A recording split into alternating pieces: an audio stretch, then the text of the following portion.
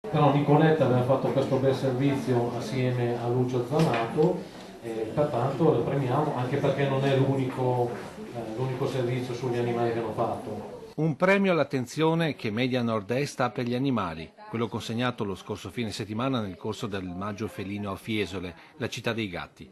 A consegnarlo un'accademia unica nel suo genere. L'Accademia dei Gatti Magici è l'unica associazione al mondo che si occupa della cultura del gatto e quindi di propagandare e promuovere le opere d'arte ispirate dal gatto, che è un modo di fare cultura e animalismo insieme. Un'accademia che ha storie e nomi illustri, alcuni presenti alla cerimonia come Fiorenza Mursia, proprietaria della storica casa editrice milanese. Beh, è un premio che è nato più di 30 anni fa grazie a Marina e Giordano Alberghini, ad esempio Feltri, Gino Paoli sono alcuni dei nomi più famosi che hanno avuto questo diploma, ma anche Sergio Zavoli. Il gatto, con quel suo carattere affettuoso ma indipendente, che è stato centro ispiratore nelle arti. Per Leonardo da Vinci che ebbe il coraggio in pieno 1500 di mettere il gatto tra le braccia della Madonna e del bambino Gesù.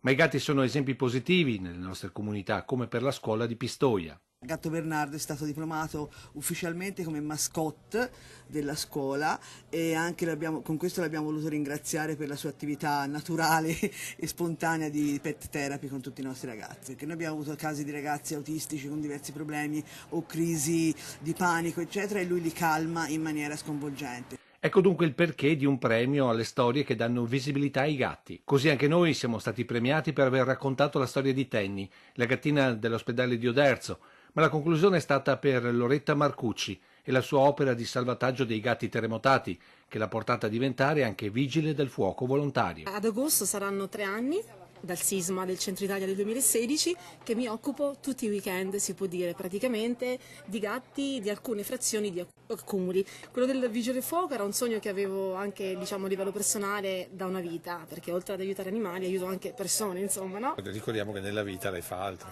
L'impiegata.